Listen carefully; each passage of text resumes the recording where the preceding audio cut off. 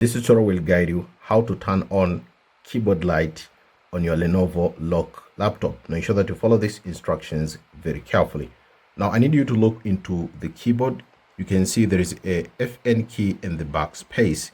Now depending on your laptop, but for me there is FN and this lighting just icon here on the backspace. So if I hold it together one time, you can see the keyboard light has turned on the first time. It's not bright, but if I hold it the second time, which is more bright, so you can see this is more brighter on the second time. So that's how you can turn on your keyboard light on the Lenovo LOQ laptop. It's very easy. This is Lenovo LOQ laptop, so that's how you can turn on its keyboard lighting. It's very easy. Just follow the instructions. There is FN key and the backspace. So if you hold it one time again, this will turn off the keyboard lighting.